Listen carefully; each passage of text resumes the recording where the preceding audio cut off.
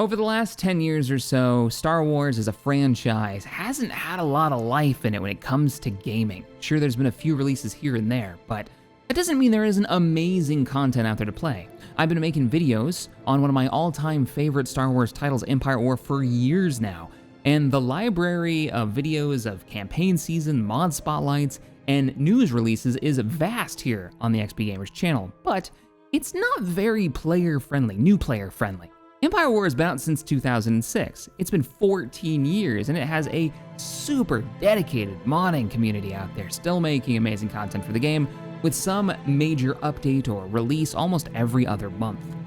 So, this video is here to help direct new players and returning old school players to, I would say, the top 5 mods that I recommend everyone at least give a go and be on their radar.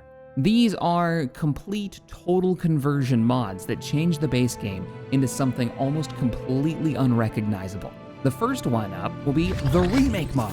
Hands down the sexiest mod on this list. The Remake mod is fairly well known in the Empire at War community. It brought Empire at War into the 2020s in style. But unlike a lot of the other mods in this list, it lacks the wider development into the campaign, and there are no ground battles. Now, that is as of making this video, so check the date on this video if you're watching it years in the future, or maybe even a few months in the future. I will try to keep things updated here as best I can on the channel, not this video. Keep in mind, not only are these mods being worked on, but many of them are sharing elements between each other, so each mod can bring their vision to life. It's a very cool community. Remake mod is drop dead gorgeous in space combat. Having rescaled the entire game and incorporated a ton of custom effects and micro detail, the Dutchman has done a fantastic job modeling out each one of these ships that he's included. It's kind of shocking to see how much this engine is still capable of. With each new version of the mod, it has run better, looked better, and has played better, as space combat has been completely rebalanced. And I would say for all of the mods on this list, space combat probably is the most interesting in this mod. Torpedo boats feel impactful, weapon ranges really matter, and formations really do make a difference. And the spectacle is worth the free price of admission by just hitting a subscribe button and downloading a free mod. Remember, all this is free, made by people that are just passionate fans. But as I said, the ground portion has yet to be released, and last time we played through the campaign map, it was fairly simplistic. Next up, Awakening of the Rebellion. Now, I'm not going to go into all of the minute details of every one of these mods, or this video would be 5 hours long and I still wouldn't cover everything. These are total conversions. These are basically different games from the base game. It's no secret that the Galactic Civil War time period, Empire versus Rebels, is hands down my favorite time period for Star Wars, be it stories or games. It is the very conflict the base game is set in, so let's crank that conflict up a notch with Awakening of the Rebellion. So what does it change? As with the rest of the mods in this list, it's a total conversion mod. The ground combat is the most recent thing that's been reworked in it as of 2.8, and it's bolstered from the base game to make it one of the most enjoyable land-based experiences in Empire War.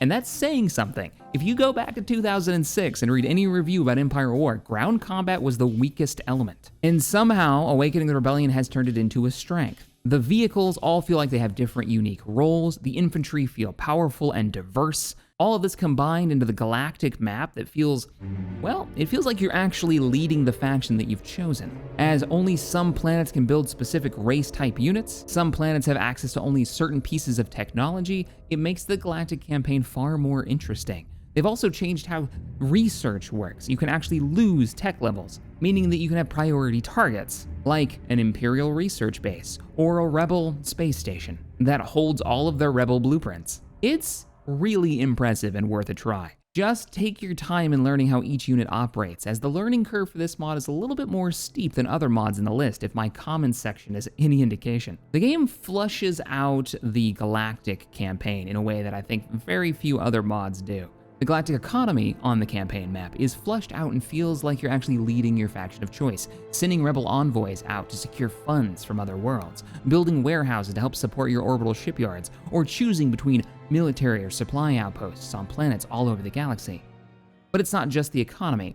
Game events and missions pop up throughout the game. As you take certain planets, cutscenes will play, and characters and heroes will appear only when certain events and objectives are accomplished. They've even replaced the Xan Consortium with the more established Black Sun, with totally unique playstyle and some really interesting ship choices. Here you'll find old Clone Wars battleships that have been bought off the market, and Mandalorian juggernauts. The Empire, as a faction in this mod, is no slouch either, fielding all of your favorite units from this time period, including fleshing out the actual Imperial Army, which you kinda see in the Solo movie. They've even brought in units like the AT-DT Company, which is the artillery AT-ST. There's AT-AT and AT-ST variants, juggernauts, and this still astounds me even today, with all of the different versions of Star Wars media out there, from comic books to movies to video games going back into the 90s, X-Wings and TIE fighters dogfighting it out in a planetary atmosphere is something that's just key to Star Wars.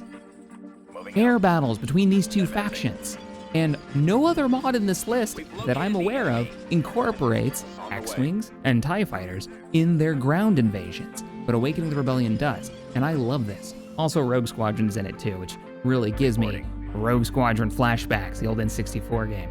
Highly recommend it. All right, I've rambled on enough. Let's talk a little bit about Thrawns Revenge and Fall of the Republic. Now, I'm kind of packaging these two together because they come from the same mod team. Corey Loses, it's a YouTube channel, the mod author for these two mods. I will put a link in the description.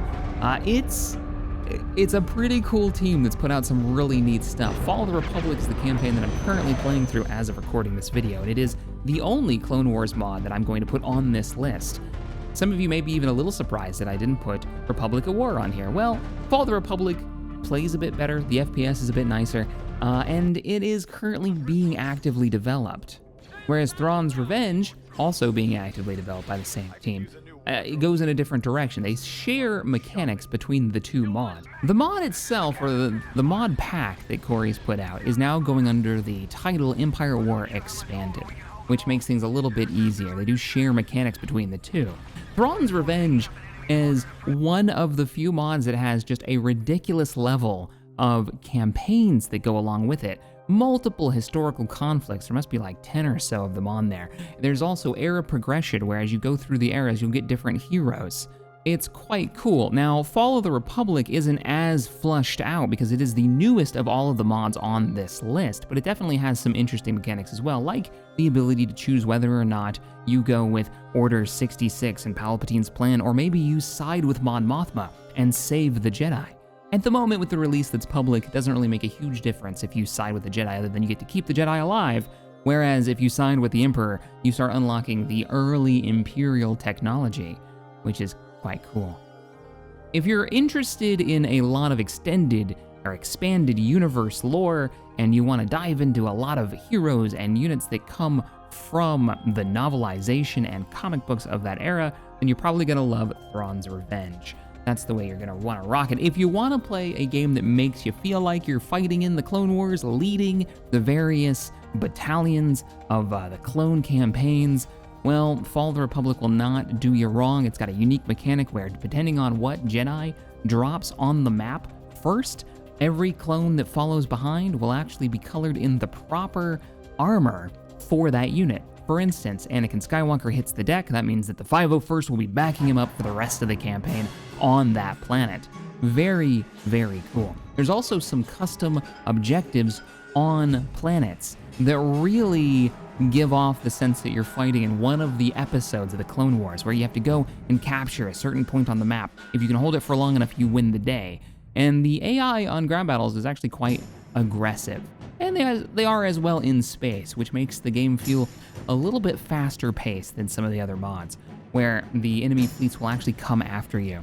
It is the Clone Wars if you're playing Fall of the Republic, so you're going to find line battles in space, lots of capital ships, and a very large build cap, unlike some of the other mods. Overall, highly recommend them, and I'm keenly watching for updates for both of these mods. There's also some unique mechanics in there, like the ability for ships to hyperspace out and retreat from battles, which we didn't see in other mods, and some interesting capturing mechanics in Thrawns Revenge. I went back and forth on what mod should be in the number 5 spot. For a little while it was going to be Republic at War, but that hasn't had an update in quite some time, and late game still has some issues with FPS. It was almost Battlefront Commander, which is quite cool of a mod, but also hasn't had an update in a while. And then I was turned toward Phoenix Rising by many of the community members who've been keeping an eye on it, and it's had an update as of July 5th. Phoenix Rising has a number of unique mechanics that go along with it, from the way hyperspace lanes work, the size of the Galactic campaigns, the fact that you can play all the way going back 18 years before the Battle of Yavin up until Thrawn shows up. There's considerably cool mechanics in here. There's a research mechanic where you can actually upgrade ships beyond just their normal stats and really choose how you want to diversify your campaign, your force, between different campaigns. There's a unique production, there's a unique economy system and research system that I am still diving into. So this is the mod that, in its current iteration as of making this video, I am the least familiar with, but had quite a lot of fun. I will say, though, that out of all the mods, this one on the largest campaign map caused some serious slowdowns. It was almost unplayable FPS for us when we were streaming it. And my rig is not one that is on the weak side, so be warned, you may not want to jump into the largest campaign on offer.